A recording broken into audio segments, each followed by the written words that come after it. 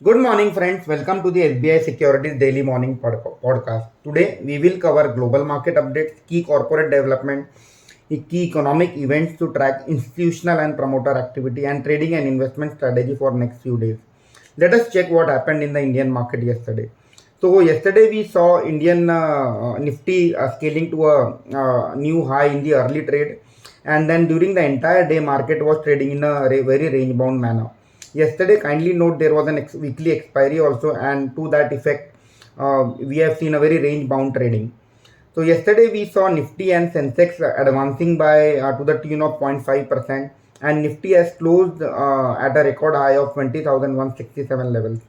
Broader markets were outperforming larger peers as we saw Nifty small cap indices and mid cap indices advancing by 1%. Key sectors that were in green yesterday were PSU Bank, metals, real estate, and auto sector, while we saw pressure in FMCG, media, and consumer durable sector. UPL, Hindalco Industry, ONGC, Mahindra and Mahindra, and Eicher Motor were the top gainers on the Nifty yesterday, while Asian Paint, Coal India, ITC, LTI, Mindtree, and Britannia Industries closed in the red. Yesterday, we saw all the three benchmark indices in US, Dow Jones, Nasdaq, and S&P closing in green to the tune of 0.8 to 1%. And this was led by the strong retail sales data in the US economy. At the same time, we saw a blockbuster listing of UK-based chip maker ARM company, wherein we saw the IPO has listed with a gain of more than 25%. So there was a lot of positive sentiment on US stock market. Similarly, in Europe, we saw all the key benchmark indices closing in the green to the tune of 1%.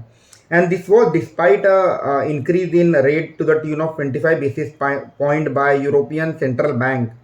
So kindly note that the interest rate in European economy is at highest level since the euro was launched in 1999. However, the commentary was clearly indicating that ECB is done with the rate hike, and now there is going to be a long pause as far as rate hike is concerned.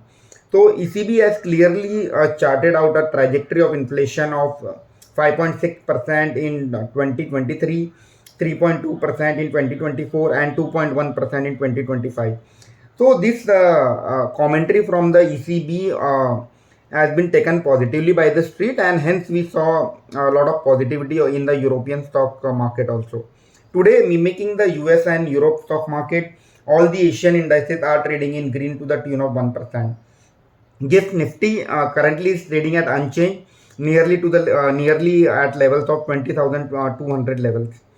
Another key event yesterday was rate cut reserve ratio requirement to the tune of 25 basis point in the by the China's central bank. So what will happen? This will help banks to lend more, and that will pump up liquidity in the Chinese economy. And that is the reason we are seeing a lot of positivity in the metal stocks. So we have seen yesterday many metal companies were trading in green because backed by this news. Moving on to the crude oil, so crude oil has further inched up. So we are seeing Brent crude currently trading at $93 per barrel. Kindly note this is at a high. This is at a 10 to 11 month high in this current fiscal, and this doesn't augur well for the Indian economy. Moving on to the currency, so yesterday we saw dollar index closing trading close to the levels of 105. USD INR was weaker by 5 paise to the tune of and it closed at the levels of 83. India VIX was down by 4% yesterday and is as close at levels of 11. So this shows that there is a decline in uncertainty in the market, and that's that's the positive for from a volatility perspective. On fund flow side, we have seen foreign institutional investor were buyer to the tune of 295 crore. So after two consecutive sessions of selling, we have seen a positive number from FII, and DII were marginally negative to the tune of 55 crore. So overall, if I have to sum up what is the pitch report today, it seems that there is going to be a lot of positive sentiment from a global market perspective, and Indian market is likely to open on a flat to positive note. So what we may see that Indian market may consolidate for next few trading session with a stock specific action likely during the day. Now let us check which are the key news in development, key news and which are the key actionable. Though the very first development is on Bharat Forge, the company and its unit Kalyani Strategic Systems have signed an pact to produce armor vehicle in India for the clients of global defense company Paramount. So I believe that this development is positive for Bharat Forge in medium to long term. Lemon Tree has signed license agreement for two properties in Gujarat and one is in Nepal. And one of both these properties will be operational. So Nepal property will be operational in FY24 this year itself, and Gujarat property will be operational in FY25. So again, this is positive for Lemon Tree in medium to long term. Anyway, we are seeing a lot of positivity in all the hotels company, and again, addition of keys to the overall portfolio is the will add to the sales and bottom line in medium to long term. Moving on to the next development, this is on Gufic Bioscience. It's a small cap company on pharma side. So they have been granted a patent in Australia and Brazil for the invention. And I believe this is again a positive development from a Gufic Bioscience perspective. So as we have discussed, oil is currently trading at $93 to the barrel. This is positive for ONGC and Oil India, but kindly note this can have a negative impact on companies from sectors like airline, paints and cement. Moving on to the next development, Dixon is in talk with US and China based laptop producer. So as we all know, government is making it mandatory to manufacture laptop and tablets in India, and gradually all the imports will be banned. So Dixon is taking a front lead over here, and they are in discussion with many reputed branded players like Dell and HP to manufacture the laptop in India.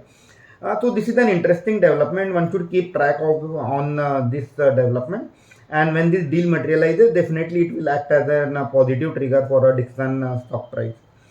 Moving on to the IPO corner. So today is the last day for RR Cable IPO. As we have discussed yesterday, it is good for a long-term investor. We expect a muted listing gain as far as RR Cable is concerned. Sami Hotel IPO is open. One should avoid this IPO. Another interesting IPO which has opened yesterday is Zaggle. So one can look this company from a long-term perspective. It's a very unique business model wherein they have got a tie-up with all the corporates, the banks, and they provide a prepaid card and earn a commission out of that. And as we have seen in the anchor book, many marquee investors, individual HNIs as well as many marquee funds have invested in the anchor book. So it looks very interesting from a medium to long term perspective. Now moving on to the which are the key events today. So there is a whole lot of data that is coming in China, coming from China today.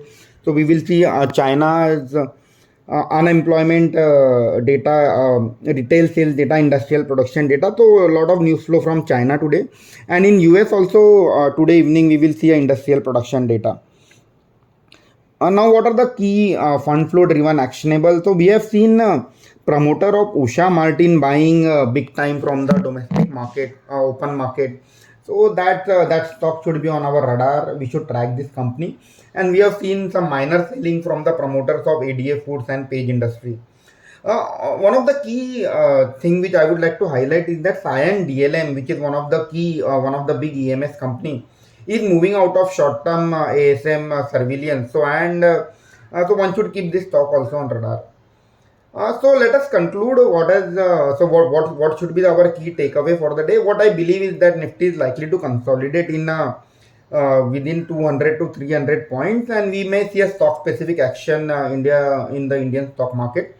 The sectoral rotation will continue. So as we have seen, one day sugar sector is up, one day textile is up, one day PSU banks is up. So sectoral rotation will keep on happening in the Indian stock market. One thing should everyone should keep on radar is that coming Monday, that is on 18th of September, there is a special parliament session which is going to begin, and Sid will be keenly watching the same. No, it's nobody's guess that what is going to happen in those in that special 4-day parliament session which is beginning on 18th. So one should be a little bit cautious as far as let's see what happen in that parliament session. I hope there is no negative takeaway from that, and the street will be keenly tracking that. And followed by that, there is again a US Fed meeting on 20th September.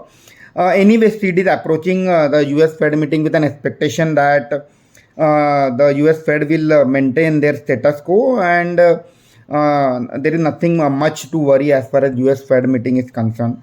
So, friends, focus on stocks from sectors like PSU Bank, asset management companies, companies like HDFC AMC, Nippon AMC, or for that matter, the companies like CAMS, K FinTech, which are catering to mutual fund industry. Stock market intermediaries like CDSL should be on our radar. We may see some action in pharma companies. Just trade cautiously. Keep trading in keep trading on the large cap side, and trade cautiously as far as mid cap and small caps are concerned. That's all for the day, and thank you, and have a good day. Investment in securities market are subject to market risks. Read all the related documents carefully before investing.